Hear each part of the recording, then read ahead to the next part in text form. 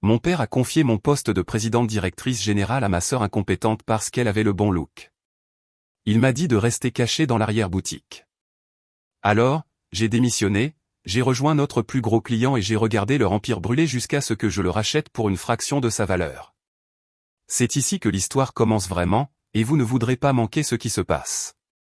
Assurez-vous d'être abonné pour voir cela jusqu'à la fin. Nous sommes toujours curieux, depuis quel endroit dans le monde regardez-vous tous aujourd'hui? Faites-le nous savoir dans les commentaires. La flûte de champagne dans ma main semblait dangereusement fragile, susceptible de se briser sous la pression de ma prise. Je fixais le liquide doré, regardant les minuscules bulles monter et éclater, un peu comme l'énergie nerveuse qui s'agitait dans ma poitrine. C'était le moment. 12 ans. 12 ans à manquer les vacances, à dormir sur un lit de camp au bureau, à manger des dîners tirés de distributeurs automatiques et à effacer efficacement ma vie sociale pour transformer l'entreprise de transport local en difficulté de mon père en une puissance logistique régionale. Ce soir, c'était le gala du 30e anniversaire de l'entreprise, mais plus important encore, c'était le soir où Henri, mon père, se retirait enfin. C'était le soir où je serais officiellement nommée présidente directrice générale. Ce n'était pas une surprise, ou du moins je ne le pensais pas. C'était la conclusion logique d'une décennie de travail exténuant. J'avais rédigé les procédures opérationnelles. J'avais obtenu les contrats. C'était moi qui connaissais le nom de chaque chauffeur et le volume cubique de chaque entrepôt. Tout le monde, si je pouvais avoir votre attention, a retenti la voix d'Henri dans le microphone. La salle, une salle de bal louée dans le meilleur hôtel de la ville, est devenue silencieuse. J'ai levé les yeux vers la scène. Mon père avait l'air distingué dans son smoking, ses cheveux argentés parfaitement coiffés. À côté de lui se tenait ma mère, Madeleine, rayonnante d'une fierté que je supposais diriger vers moi. Et puis il y avait Manon, ma sœur cadette. Elle portait une robe qui coûtait probablement plus cher que ma première voiture, scintillant sous les lumières de la scène. Elle souriait de ce sourire travaillé, prêt pour la caméra, qu'elle utilisait pour ses abonnés Instagram. J'ai pris une inspiration, redressant mes épaules. J'ai préparé mon visage pour l'humilité et la gratitude que l'on attendait de moi. 30 ans, a commencé Henri, la voix épaisse d'une émotion performative. 30 ans de sang, de sueur et de larmes. Mais une entreprise n'est rien sans son avenir. Elle n'est rien sans une vision qui s'adapte au monde moderne. Il a fait une pause pour un effet dramatique. J'ai fait un pas en avant, prêt à monter les escaliers. C'est pourquoi, a-t-il continué, ses yeux balayant la foule, je suis ravi d'annoncer la nouvelle présidente directrice générale de notre héritage familial, quelqu'un qui représente la jeunesse, le dynamisme et le visage moderne de cette marque. Veuillez vous joindre à moi pour féliciter Manon. Le silence dans ma tête était absolu.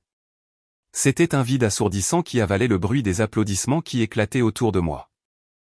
Je me suis figé, mon pied planant à 1 pouce du sol avant de le reposer lentement. Manon? J'ai cligné des yeux, sûr d'avoir mal entendu. Manon, qui avait passé les 5 dernières années à se trouver elle-même à Bali et à Tulum. Manon, dont la seule contribution à l'entreprise avait été une suggestion de peindre les camions de livraison en rose pour être plus viraux. J'ai regardé Manon pousser un petit cri, jetant ses bras autour de notre père. Madeleine applaudissait furieusement, les larmes aux yeux, regardant Manon comme si elle était un messie. Je restais paralysé au centre de la pièce. Quelques cadres supérieurs se sont tournés pour me regarder, leurs expressions étant un mélange de confusion et de pitié. Cette pitié était la lame la plus tranchante de toutes. Elle a tranché mon choc, remplaçant l'engourdissement par une agonie froide et déchiquetée. Je n'ai pas bougé vers la scène. Je ne pouvais pas. J'ai regardé mon père remettre à Manon la clé symbolique surdimensionnée du siège social. Elle l'a tenue en l'air, posant pour le photographe, inclinant la tête juste comme il faut pour attraper la lumière. Elle n'a pas regardé les employés. Elle n'a pas regardé les partenaires. Elle a regardé l'objectif. Henri a repris le micro. Manon est l'avenir. Elle est le visage dont nous avons besoin pour passer au niveau supérieur. La pièce tournoyait. Les applaudissements ressemblaient à de l'électricité statique. J'ai senti la bile monter dans ma gorge, un rejet physique de la réalité qui se déroulait devant moi. J'avais construit le moteur de cette machine, et il venait de remettre les clés à quelqu'un qui ne savait même pas conduire. J'ai tourné les talons, posant le verre de champagne sur le plateau d'un serveur qui passait avec une main tremblante. J'avais besoin d'air. J'avais besoin d'échapper à la suffocation de leur trahison. Alors que je poussais les doubles portes pour aller sur le balcon, l'air frais de la nuit a frappé mon visage, mais cela n'a rien fait pour refroidir la honte brûlante. La trahison n'était pas seulement professionnelle, c'était un effacement total de mon existence. Je n'ai pas dormi cette nuit-là. Je suis restée assise dans mon appartement à fixer le mur, rejouant le moment encore et encore. Chaque applaudissement pour Manon ressemblait à une gifle sur mon visage. Le lendemain matin, je suis allé au bureau. Je le devais. J'avais besoin d'une explication. J'avais besoin d'entendre Henri me le dire en face sans public. Quand je suis entré dans la salle de conférence, ils étaient déjà là. Henri était assis en bout de table, l'air détendu, une tasse de café à la main. Manon était assise sur ma chaise habituelle, la chaise à sa droite, faisant défiler son téléphone. Madeleine était là aussi, feuilletant un magazine, agissant comme le garde du corps émotionnel. « Camille, a dit Henri, son ton jovial, comme s'il n'avait pas détruit ma carrière 12 heures plus tôt. Tu nous as manqué à la préfète. » Manon a commandé un service de bouteilles. Je n'étais pas d'humeur à faire la fête, ai-je dit, ma voix froide. J'ai refusé de m'asseoir. Rester debout semblait être ma seule défense. « Papa, nous devons parler d'hier soir. » Manon a levé les yeux, roulant des yeux. « Oh, c'est parti. Ne sois pas mauvaise perdante, Cam. Ce n'est pas une bonne image. » Une mauvaise perdante ? J'ai agrippé le dossier d'une chaise en cuir, mes jointures devenant blanches. Manon, tu ne connais pas la différence entre un bilan et un connaissement. As-tu la moindre idée de ce qu'il faut pour diriger cette entreprise? Nous avons 300 employés.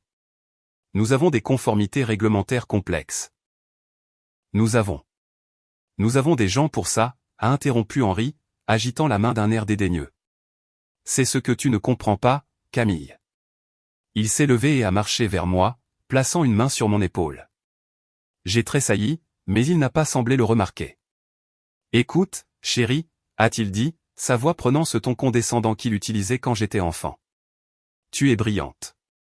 Vraiment. Tu es une magicienne avec la logistique, les chiffres, les trucs ennuyeux. Mais soyons honnêtes, tu n'as pas l'étoffe d'une présidente directrice générale. Pardon ? Ai-je chuchoté. Tu es rigide, a-t-il dit, gesticulant vaguement vers mon blazer et mon pantalon.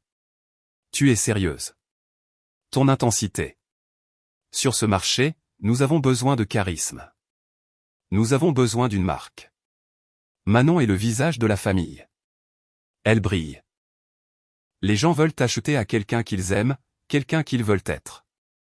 Madeleine est intervenue depuis le coin, ne levant même pas les yeux de son magazine. C'est vrai, chérie. Tu as toujours été plus heureuse à l'arrière-plan. Tu aimes tes feuilles de calcul. Manon est née pour être sous les projecteurs. Nous jouons simplement sur les forces de chacun. Ma force est de diriger l'entreprise, ai-je claqué. La force de Manon est de prendre des selfies. Et c'est exactement pourquoi elle est présidente directrice générale, a dit Henri, sa voix se durcissant.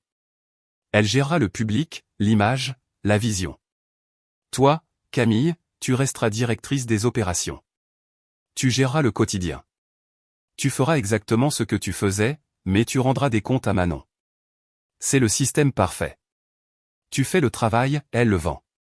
Je l'ai fixé, la cruauté de sa logique s'enfonçant en moi. Il ne voulait pas d'une présidente directrice générale. Il voulait une mascotte. Et il voulait que je sois l'esclave de la salle des machines, pelletant du charbon dans le noir pendant que Manon faisait signe depuis le pont. Tu t'attends à ce que je lui rende des comptes ? Ai-je demandé en regardant Manon. Elle a eu un sourire en coin, tapotant ses longs ongles en acrylique sur la table en acajou. Idéalement, j'aimerais un briefing matinal sur mon bureau à 9 heures du matin, a dit Manon, sa voix dégoulinant d'une autorité nouvelle. Et Cam, essaie de raccourcir les rapports. Je ne lis rien de plus d'une page. Le manque de respect était physique. Cela ressemblait à un coup de poing dans le ventre. Il ne faisait pas que me passer outre, il m'asservissait à ma propre sœur incompétente. Il voulait mon cerveau, mais il ne voulait pas de moi. Je ne le ferai pas, ai-je dit doucement. Henri a soupiré, déçu. Ne sois pas dramatique. Où d'autre vas-tu aller ? Tu as passé toute ta vie ici. Tu fais partie des meubles. Partie des meubles. C'était tout ce que j'étais pour eux. Utile, nécessaire, mais finalement inanimé et invisible. J'ai regardé Henri, puis Madeleine, et enfin Manon. Ils semblaient si à l'aise, si assurés de leur pouvoir sur moi. Ils pensaient détenir toutes les cartes parce que le nom sur le bâtiment était le nom de famille. Mais alors que je regardais la pile de dossiers sur la table, plus précisément l'épais dossier bleu étiqueté Julien Orion Global, une clarté froide et tranchante m'a envahi. Henri avait oublié une chose cruciale. Il pensait que les clients étaient fidèles au logo. Il ne réalisait pas que depuis 5 ans, Julien, le président-directeur général de notre plus gros client, n'avait pas appelé la ligne du bureau. Il appelait mon téléphone portable. « Tu as raison, papa », ai-je dit, forçant un sourire serré et creux. Je suis doué pour les trucs ennuyeux. Je me suis tourné pour partir, mon esprit s'emballant déjà, calculant, planifiant. « C'est ma fille », a crié Henri, pensant qu'il avait gagné. À lundi, Cam. Je n'ai pas répondu. Alors que je marchais vers l'ascenseur, le présage de leur destruction n'était pas un murmure. C'était un cri. Ils me voulaient à l'arrière-plan. Très bien. J'allais aller si loin à l'arrière-plan qu'ils ne me verraient même pas tirer le tapis sous leurs pieds. Pour comprendre le poids de cette trahison, vous devez comprendre le sacrifice. J'ai commencé à travailler pour mon père quand j'avais 22 ans, fraîchement sorti de l'école de commerce avec une dette terrifiante et la tête pleine d'idées. À l'époque, l'entreprise était un désastre. Henri était un homme de poignée de main. Il concluait des affaires sur le terrain de golf et oubliait de les noter. Nous perdions de l'argent. Les chauffeurs démissionnaient, les cargaisons étaient perdues et nous étions au bord de la faillite. Je suis intervenu. Je n'ai pas pris de salaire pendant les 2 premières années. Je vivais dans un studio de la taille d'un placard. J'ai appris le codage par moi-même pour construire un système de suivi personnalisé parce que nous ne pouvions pas nous permettre le logiciel d'entreprise. J'ai viré les amis paresseux qu'Henri avait embauchés et je les ai remplacés par des professionnels compétents. J'ai négocié des contrats de carburant à 2 heures du matin avec des fournisseurs dans différents fuseaux horaires. J'ai construit le squelette, les muscles et le cerveau de l'entreprise. Henri a juste mis le costume et a pris le crédit. Et puis il y avait Manon. Manon avait 4 ans de moins et était la prunelle des yeux d'Henri. Pendant que j'étais dans l'entrepôt à faire l'inventaire la veille de Noël, Manon était en voyage de ski financé par la carte de crédit de l'entreprise, dépenses étiquetées comme « Relations clients ». Je me souvenais d'un incident spécifique il y a 3 ans. Nous avions une crise. Une flotte de camions était coincée dans un blizzard dans les Alpes, transportant des fournitures médicales périssables. Je suis resté au bureau pendant 72 heures d'affilée, coordonnant avec les autorités locales, embauchant des entrepreneurs indépendants avec des chaînes et réacheminant toute la chaîne d'approvisionnement pour sauver le contrat. Quand je suis finalement rentré chez moi, épuisé et sentant le café rassis, j'ai trouvé Henri et Manon dans le salon. Manon lui montrait une vidéo d'un chat jouant du piano. « Oh, et, Cam » avait dit Manon, levant à peine les yeux. « Papa a dit que tu gérais un truc de camion. Ça a l'air stressant. Tu devrais vraiment essayer le yoga. Tes rides du lion se creusent. » Henri avait ri. « Elle a raison, Camille. Tu t'inquiètes trop. Ça s'arrange toujours. » Ça s'arrangeait toujours parce que je faisais en sorte que ça s'arrange. Mais maintenant, assise dans ma voiture sur le parking après la réunion désastreuse, je réalisais que mon dévouement avait été ma faiblesse. J'avais rendu les choses trop faciles. J'avais si bien caché la machinerie chaotique qu'ils croyaient réellement que l'entreprise fonctionnait grâce à la magie et aux bonnes ondes. J'ai regardé l'horloge du tableau de bord. C'était vendredi. Si je devais faire un mouvement, je devais le faire maintenant. J'ai pensé à Julien. Julien était le président-directeur général d'Orion Global, un énorme distributeur technologique. Il y a 5 ans, c'était une petite start-up. J'avais vu leur potentiel. J'avais personnellement convaincu Henri de les prendre comme clients, leur offrant même des tarifs d'expédition réduits en échange de l'exclusivité. Henri s'était battu contre moi, disant que c'était des moins que rien. Je l'avais ignoré. J'avais nourri ce compte. J'avais intégré nos systèmes au leur. J'étais devenue leur directrice logistique externe. Quand ils ont explosé pour devenir une entreprise d'1 milliard d'euros, nous avons surfé sur leur vague. Ils représentaient maintenant 80% de nos revenus. Henri savait que Julien était important, mais il ne connaissait pas Julien. Henri envoyait des paniers de fruits à Julien à Noël. Je résolvais les problèmes de Julien à minuit. J'ai sorti mon téléphone. Je n'ai pas appelé un avocat. Je n'ai pas appelé un recruteur. J'ai ouvert mes contacts et j'ai fait défiler jusqu'à Julien, personnel. L'antagoniste de mon histoire n'était pas seulement ma famille. C'était leur arrogance. Henri avec sa vanité et sa paresse. Manon avec son sentiment que tout lui est dû et son charme vide. Ils étaient sur le point d'apprendre une leçon très dure en économie d'entreprise. Manon voulait être le visage. Très bien. J'étais sur le point de lui montrer ce qui se passe quand le corps cesse de fonctionner. J'ai appuyé sur appel. Camille. La voix de Julien était chaleureuse, immédiate. Tout va bien? J'ai vu le communiqué de presse sur ta sœur. J'étais confus. Julien, ai-je dit, ma voix stable, abandonnant le rôle de fille et habitant pleinement celui de stratège. Je dois te payer un verre ce soir. Nous devons discuter de l'avenir de ta chaîne d'approvisionnement. Y a-t-il un problème avec l'entreprise? A-t-il demandé, son ton se durcissant. Pas encore, ai-je répondu. Mais dès lundi matin, la personne en charge de tout ton réseau de distribution pense que la logistique est une marque de rouge à lèvres. Nous devons parler de ton plan d'urgence. Il y eut une pause. Nomme l'endroit, Camille. J'ai raccroché. J'ai levé les yeux vers l'immeuble de bureau en vert une dernière fois. Je pouvais voir la silhouette d'Henri dans son bureau, se versant probablement un autre café, pensant qu'il avait réussi à garder sa bête de somme dans l'écurie tout en mettant son cheval de parade sur la piste. Il n'avait aucune idée que la porte de l'écurie était déjà ouverte et que je courais droit vers la concurrence. Le restaurant que Julien a choisi était un grill calme et tamisé en bordure du quartier financier, le genre d'endroit où les affaires se concluaient à voix basse autour de vieux scotch et de tables en acajou. C'était un terrain neutre, loin des regards indiscrets du cercle social de mon père. Je suis arrivé la première, commandant une eau gazeuse avec du citron vert, mes mains serrées fermement sur la nappe blanche pour les empêcher de trembler. J'avais un plan, mais c'était une option nucléaire. Une fois que j'aurais appuyé sur ce bouton, il n'y aurait pas de retour en arrière. Je couperais les liens avec ma famille, probablement pour toujours. Quand Julien est arrivé, il avait l'air inquiet. C'était un homme vif d'une quarantaine d'années, un visionnaire qui avait transformé Orion Global d'une opération de garage en un titan technologique. Il connaissait les gens, il connaissait la valeur, et surtout, il me connaissait. Camille, a-t-il dit en se glissant dans la banquette et en me serrant fermement la main. Tu avais l'air d'être à un enterrement au téléphone. D'une certaine manière, j'y étais, ai-je répondu, sautant les politesses. Julien, je vais être direct parce que je te respecte trop pour enrober ça. Dès lundi matin, je démissionnerai de Martin Logistique. Julien s'est figé, son menu à moitié ouvert. Il l'a posé lentement. Démissionner? Camille, tu es Martin Logistique. Je ne pense pas avoir parlé à quelqu'un d'autre là-bas depuis 3 ans. Exactement, ai-je dit en me penchant. Et c'est là le problème. Mon père a nommé ma sœur Manon comme nouvelle présidente directrice générale. J'ai été rétrogradé à un rôle de soutien. Julien a froncé les sourcils, un regard de véritable confusion traversant son visage. Manon?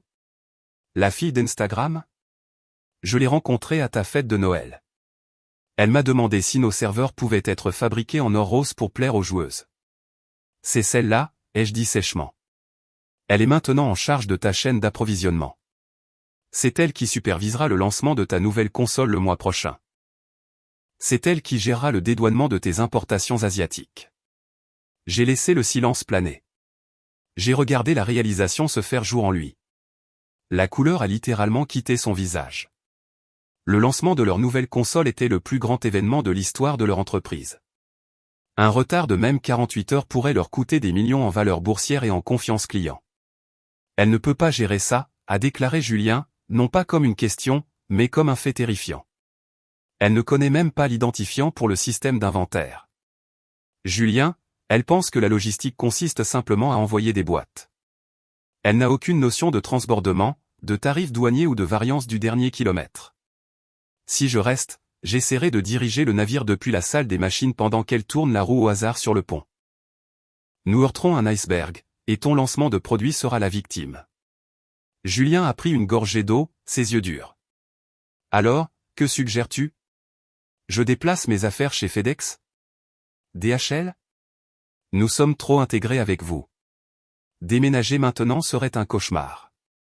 Non, ai-je dit, lâchant la bombe. Je suggère que tu élimines l'intermédiaire. J'ai sorti un mince dossier de mon sac et l'ai fait glisser sur la table. J'ai fait les calculs. Martin Logistique te facture une marge de 20% sur les tarifs des transporteurs plus des frais de gestion. Tu dépenses près de 3,7 millions d'euros par an juste pour nos frais généraux. Si tu ramènes ta logistique en interne, tu économises cette marge immédiatement. Julien a ouvert le dossier, scannant la feuille de papier unique où j'avais décrit la structure des coûts. Je propose, ai-je continué, ma voix stable, que tu m'embauches. Pas comme consultante. Comme partenaire et directrice des opérations d'Orion Global. Je construirai une division logistique interne pour toi. Je connais les routes. Je connais les transporteurs. Je connais les chauffeurs. Je peux avoir un nouveau réseau opérationnel en 2 semaines. Nous louons l'espace d'entrepôt directement.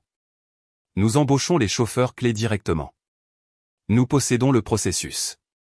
Julien a levé les yeux du papier, un lent sourire se propageant sur son visage. Ce n'était pas seulement un filet de sécurité que j'offrais, c'était une évolution pour son entreprise. Tu veux cannibaliser l'entreprise de ton père ? A-t-il dit doucement. Je veux sauver ton entreprise, ai-je corrigé. Martin Logistique est morte. Elle est morte hier soir sur cette scène.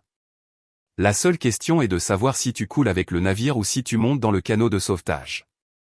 Julien a fermé le dossier et l'a tapoté avec son index. La clause de non-concurrence ? Mon contrat a expiré il y a 2 mois, ai-je dit, un détail que j'avais noté et gardé pour moi juste au cas où. Henri était trop occupé à planifier le gala pour m'envoyer les papiers de renouvellement. Je suis un agent libre. Julien a tendu la main à travers la table. Bienvenue chez Orion, partenaire.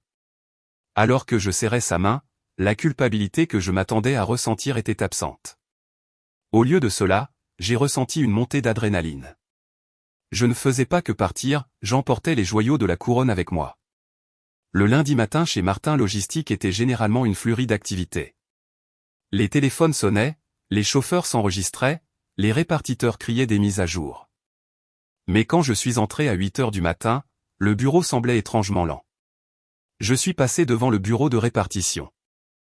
Le répartiteur en chef, un homme plus âgé nommé Gérard qui était avec nous depuis des années, avait l'air stressé. « Camille, Dieu merci », a dit Gérard en se levant. J'ai 3 camions coincés à la frontière au Pertus. Les papiers n'ont pas été déposés vendredi. J'ai essayé d'appeler Henri, mais il n'a pas répondu. J'ai essayé de trouver Manon, mais... Où est-elle ? Ai-je demandé calmement, serrant une petite boîte en carton contenant mes effets personnels. Elle est dans la salle de conférence avec une décoratrice, a soupiré Gérard. J'ai hoché la tête. Fais ce que tu peux, Gérard. Attends, tu ne vas pas arranger ça ? A-t-il demandé, la panique pointant dans sa voix. Pas aujourd'hui, Gérard, ai-je dit doucement et j'ai continué à marcher. J'ai marché tout droit vers la suite exécutive. La porte du bureau du président directeur général, l'ancien bureau de mon père, maintenant celui de Manon, était grande ouverte.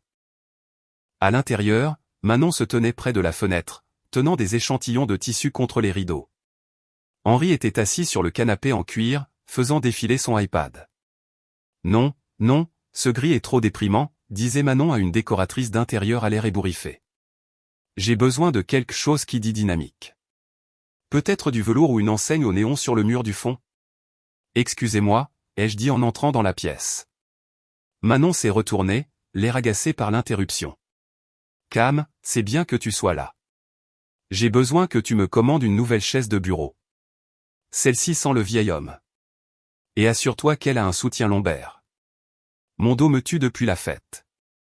Henri a levé les yeux, souriant vaguement. Bonjour, Camille. Prête à retourner au travail ? J'ai placé ma boîte en carton sur le bureau, juste au-dessus d'une pile de factures non lues. En fait, non, ai-je dit. Je suis ici pour vous donner ceci. J'ai sorti une enveloppe blanche de ma poche et je l'ai placée à côté de la boîte. Henri a froncé les sourcils, plissant les yeux vers l'enveloppe. Qu'est-ce que c'est ? C'est ma démission, papa. Avec effet immédiat. La pièce est devenue silencieuse. La décoratrice d'intérieur a maladroitement mélangé ses échantillons de tissu et a reculé hors de la pièce, sentant l'explosion imminente. Manon a éclaté de rire. C'était un son aigu et incrédule. Oh mon Dieu, arrête. Tu es une telle reine du drame. Tu démissionnes parce que j'ai eu le poste? C'est tellement pathétique, Cam. Je démissionne parce que je refuse de travailler pour une entreprise qui valorise la vanité plutôt que la compétence, ai-je dit, ma voix froide et détachée. Je démissionne parce que je ne serai pas celle qui nettoiera les dégâts quand tu planteras inévitablement cette affaire. Henri s'est levé, son visage rougissant. Maintenant, attends juste une minute, jeune fille. Tu ne peux pas juste partir. Nous avons des contrats. Nous avons des obligations.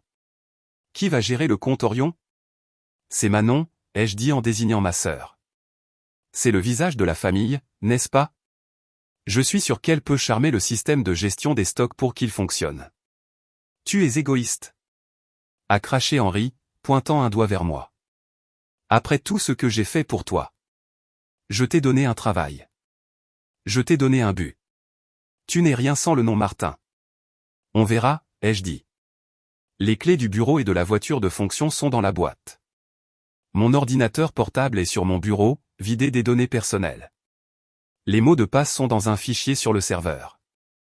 Bonne chance, Manon. Tu vas en avoir besoin.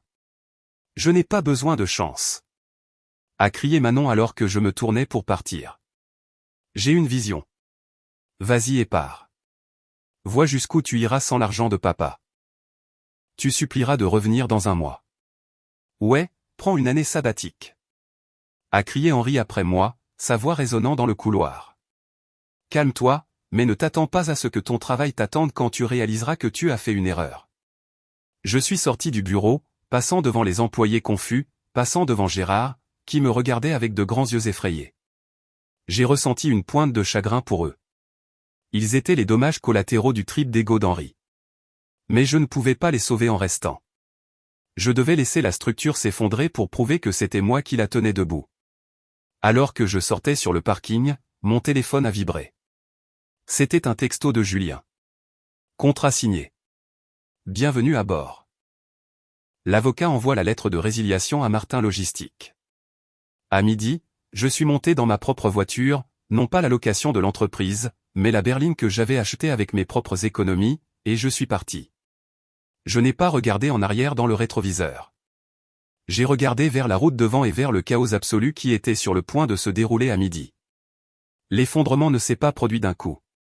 C'était un saignement lent et agonisant qui s'est transformé en hémorragie. Pendant la première semaine chez Orion, j'ai travaillé 16 heures par jour. Mais pour la première fois de ma vie, je n'étais pas fatigué. J'étais exalté. Julien m'a donné une autonomie totale. J'ai embauché une équipe de spécialistes en logistique, débauchant 2 des meilleurs analystes des concurrents de Martin, et nous avons mis en place un centre de commande temporaire dans la salle de conférence d'Orion. Le mercredi de la première semaine, la bombe avait officiellement explosé. Je n'étais pas là pour le voir, mais j'en ai entendu parler. Gérard m'a appelé sur mon portable personnel, sa voix tremblante. Camille, ils viennent de recevoir la lettre, a chuchoté Gérard. Julien a annulé le contrat. 80% de l'activité. Parti. Henri crie dans son bureau. Il jette des choses. Il pense que c'est une tactique de négociation. Ce n'est pas une tactique, Gérard, ai-je dit, fixant la carte de suivi en direct de la nouvelle flotte Orion que nous assemblions. C'est fini. Manon publie sur Twitter, a continué Gérard. Elle dit que nous pivotons vers des clients en boutique. Camille, elle a viré le responsable de l'entrepôt parce qu'il lui a dit qu'elle ne pouvait pas stocker d'électronique à côté du liquide de nettoyage industriel. Elle a dit qu'il avait une énergie négative. Sors de là, Gérard, lui ai-je dit. Commence à chercher un nouveau travail maintenant. Au cours des 3 mois suivants, j'ai regardé de l'extérieur Martin Logistique se désintégrer. C'était comme regarder un accident de voiture au ralenti. Sans les revenus d'Orion, la trésorerie s'est tarie instantanément. Mais Henri, dans son arrogance, a refusé de réduire les effectifs. Il a gardé le bureau coûteux. Il a gardé l'adhésion au country club. Il était convaincu qu'il pouvait remplacer Orion par du sang neuf. Le leadership de Manon a été encore plus catastrophique que je ne l'avais prédit. Elle a arrêté de payer les transporteurs à temps, priorisant la rénovation du bureau à la place. Les chauffeurs, le sang de l'industrie, ont commencé à refuser de prendre les chargements de Martin. Les expéditions restaient sur les quais pendant des semaines. Je savais tout cela parce que l'industrie est petite. Les fournisseurs, les transporteurs et même d'autres clients m'appelaient chez Orion, riant d'incrédulité. Ta sœur a essayé de payer une facture de fret avec de la visibilité sur son Instagram, m'a dit un transporteur au déjeuner. Elle m'a dit qu'être présentée dans sa story valait plus que les 4600 € qu'elle me devait pour le transport. Que as-tu fait? Ai-je demandé en sirotant mon vin. J'ai mis un droit de rétention sur leur camion, a-t-il ri. Pendant ce temps, chez Orion, nous volions. Avec la division logistique interne opérationnelle, nous avons réduit les coûts de 25%. Le lancement du produit a été sans faille. Julien était aux anges. Il m'a donné une prime qui était plus importante que mon salaire annuel chez Martin. Mais le silence de ma famille était la partie la plus bruyante. Henri n'a pas appelé. Madeleine n'a pas appelé. Ils se noyaient, et leur fierté était l'encre qui les entraînait vers le fond. Puis est arrivé le cap des 6 mois. J'étais assise dans mon nouveau bureau d'angle chez Orion, regardant la ligne d'horizon de la ville. La vue était spectaculaire, bien meilleure que la vue sur la benne à ordures que j'avais chez mon père. Mon assistante a sonné. Camille, il y a un monsieur Martin sur la ligne 1. Il dit que c'est une urgence. Il a appelé 5 fois au cours de la dernière heure. J'ai hésité. J'ai regardé le téléphone. Je savais ce que c'était. Les créanciers étaient probablement à la porte. La banque rappelait les prêts. Le visage de la famille avait probablement réalisé qu'un joli sourire ne paie pas l'hypothèque. J'ai décroché le combiné. Ici Camille. Cam, la voix d'Henri était méconnaissable. Elle était brisée, faible, dépouillée de toute sa fanfaronnade et de sa bravade. Cam, tu es là. Je suis là, Henri, ai-je dit formellement. Je suis en réunion, alors fais vite. Nous avons des ennuis, Cam, a-t-il bégayé. De gros ennuis. La banque saisit l'entrepôt principal. Les chauffeurs font du piquetage à l'entrée. Manon est partie. Elle a pris un vol pour Dubaï avec des amis influenceurs hier. Elle a juste laissé les clés sur le bureau et est partie. J'ai ressenti une montée de colère froide. Bien sûr qu'elle l'a fait. Quand le plaisir s'est arrêté, le parasite s'est détaché. Cela semble être une situation difficile, ai-je dit, gardant ma voix dénuée de sympathie. J'ai besoin que tu reviennes, a chuchoté Henri. Le désespoir était palpable. Nous avons fait une erreur. Je le vois maintenant. Tu étais la colle, Cam. Tu as toujours été la colle. S'il te plaît, reviens. Arrange ça. Je te nommerai présidente directrice générale. Je te donnerai tout ce que tu veux. Sauf juste l'héritage. Je me suis penché en arrière dans ma chaise, pivotant pour regarder la ville. Je ne peux pas revenir, Henri. Je suis partenaire chez Orion maintenant. J'ai une obligation fiduciaire envers mon entreprise.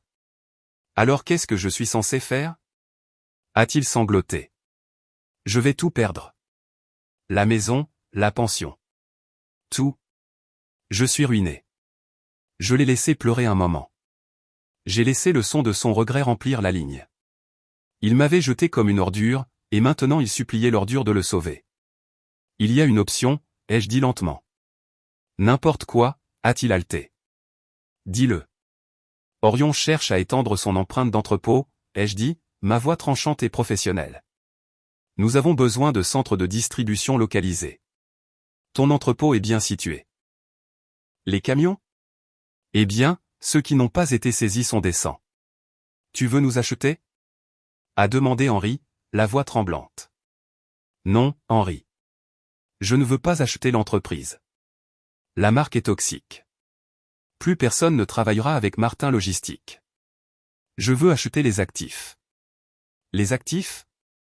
J'achèterai l'entrepôt, la flotte restante et la liste des clients, ce qu'il en reste, pour la valeur de la dette impayée, ai-je déclaré. C'est une vente de liquidation, Henri. Je t'offre un parachute. C'est un petit parachute, mais c'est mieux que de s'écraser au sol. Mais le nom, a-t-il gémi. L'héritage Martin. L'héritage est mort il y a 6 mois, ai-je dit froidement. Veux-tu l'accord ou non? J'ai l'équipe juridique prête à rédiger les papiers. Tu peux les signer demain. Il y eut un long silence à l'autre bout du fil.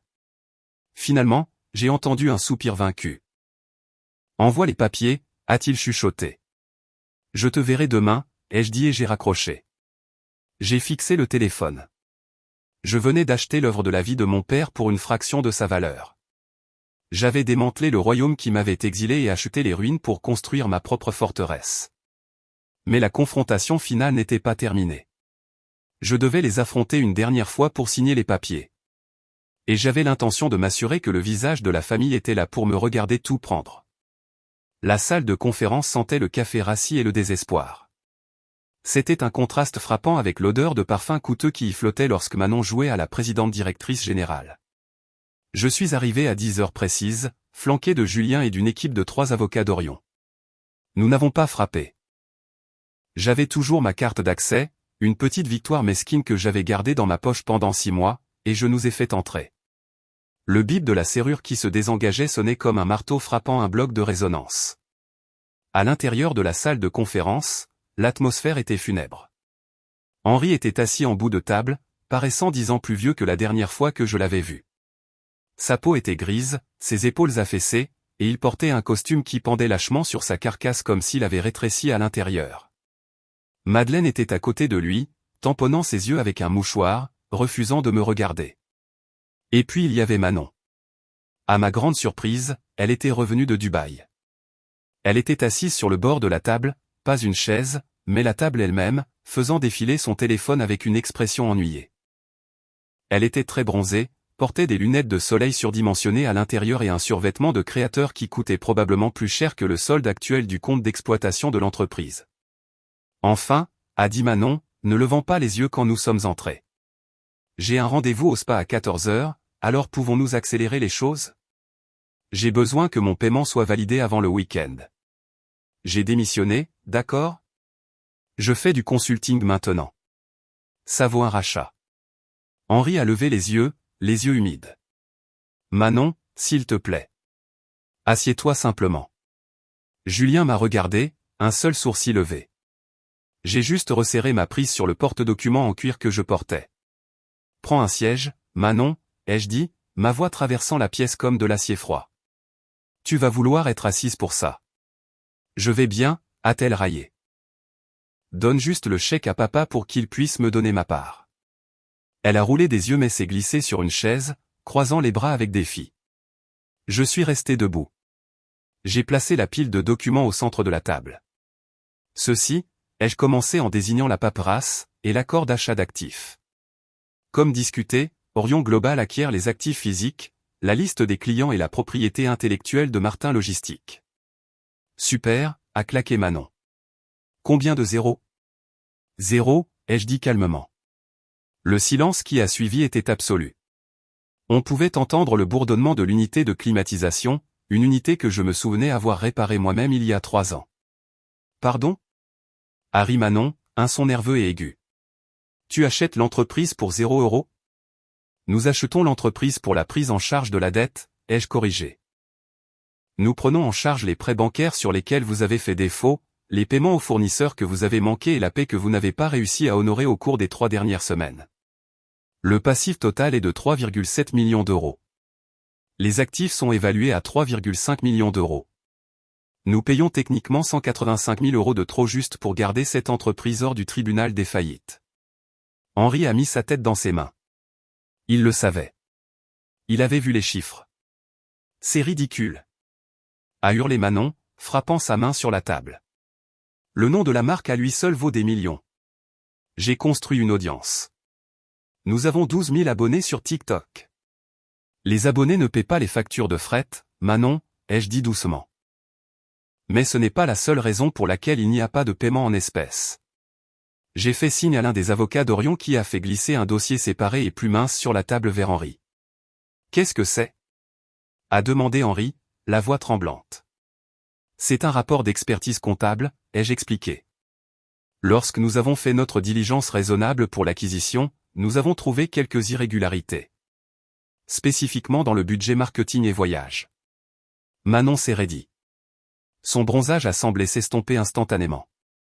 Il s'avère, ai-je continué en m'adressant à Henri, mais en gardant mes yeux rivés sur Manon, que la retraite de l'entreprise à Bali n'était pas une dépense déductible d'impôt. Pas plus que le bail du Range Rover répertorié comme véhicule de service, ni les 46 000 € de frais de consultation payés à une société écran enregistrée au nom du petit ami de Manon. Henri a ouvert le dossier. Ses mains tremblaient violemment alors qu'il tournait les pages. Il a vu les relevés de cartes de crédit, les virements bancaires, le vol flagrant des fonds de l'entreprise alors que les chauffeurs n'étaient pas payés. Manon, a chuchoté Henri, sa voix se brisant. Est-ce vrai? Tu as pris de l'argent du compte d'exploitation? Je construisais la marque. A crié Manon en se levant, son visage devenant rouge. J'avais besoin d'avoir le look. Tu as dit que j'étais le visage de la famille. Les visages coûtent de l'argent, papa. Tu ne peux pas t'attendre à ce que je ressemble à elle. Elle a pointé un doigt manucuré vers moi. Elle ressemble à une bibliothécaire. Je ressemble à une star. Tu ressembles à une criminelle, ai-je dit, ma voix basse et dangereuse. C'est du détournement de fonds, Manon. C'est de la fraude d'entreprise. Et puisque tu es la présidente directrice générale, tu es personnellement responsable. Papa, Manon s'est tournée vers lui, suppliant, dis-lui d'arrêter. Elle est juste jalouse. Elle essaie de me ruiner. Henri s'est levé lentement. Pour la première fois de sa vie, il n'a pas regardé Manon avec adoration. Il l'a regardée avec horreur. L'illusion s'était enfin brisée. Il la voyait non pas comme l'enfant doré, mais comme le parasite qui avait dévoré l'œuvre de sa vie. Je t'ai fait confiance, a dit Henri, sa voix gagnant en force, passant d'un murmure à un rugissement. Je t'ai tout donné. J'ai poussé Camille dehors pour toi. J'ai dit à tout le monde que tu étais l'avenir. Et toi? Tu m'as volé. Tu as volé les chauffeurs. Gérard a 3 enfants, Manon. Il n'a pas été payé depuis un mois parce que tu avais besoin d'un Range Rover. C'est une dépense professionnelle. A-t-elle crié en retour. C'est du vol. Henri a claqué le dossier. C'est fini. Je signe les papiers. Tu ne peux pas. Manon s'est jetée sur le stylo, mais Julien s'est avancé, bloquant son chemin avec sa carrure imposante. Asseyez-vous, mademoiselle Martin, a dit Julien, sa voix ne laissant aucune place à la discussion, où nous appellerons les autorités tout de suite et aurons cette conversation dans une cellule de détention. Manon s'est figée. Elle a regardé Julien, puis moi, puis ses parents. Elle n'a vu aucun allié. Elle s'est effondrée sur sa chaise, vaincue, des larmes de rage coulant sur son visage. Henri a ramassé le stylo. Il m'a regardé, ses yeux remplis d'un regret profond et écrasant. Je suis désolé, Camille, a-t-il chuchoté. J'étais si aveugle. Il a signé le document. Avec cette encre, Martin Logistique a cessé d'exister. L'héritage avait disparu. Le visage de la famille avait pourri, ne laissant que la réalité dure et froide de l'entreprise que j'avais construite et par la suite réclamée. Les conséquences de l'acquisition ont été rapides et brutales, mais nécessaires. Dans les semaines qui ont suivi, Orion Global a absorbé l'infrastructure de Martin Logistique. Nous avons renommé les camions, repeint l'entrepôt et installé notre propre équipe de direction. Le nom Martin a été effacé du bâtiment, remplacé par le logo bleu et argent élégant d'Orion. Pour Manon, les conséquences ont été sévères.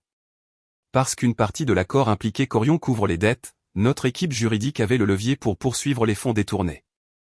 Je ne l'ai pas envoyé en prison, je ne voulais pas que le nom de famille soit traîné dans un procès pénal, mais je me suis assuré qu'elle fasse face à la justice. Nous l'avons poursuivie pour le montant détourné. Elle a été forcée de liquider ses actifs, la voiture, les vêtements de créateur, l'appartement qu'Henri avait co-signé. Elle s'est retrouvée sans rien. Aux dernières nouvelles, elle travaillait comme hôtesse dans une chaîne de restaurants dans une ville différente, vivant avec 3 colocataires.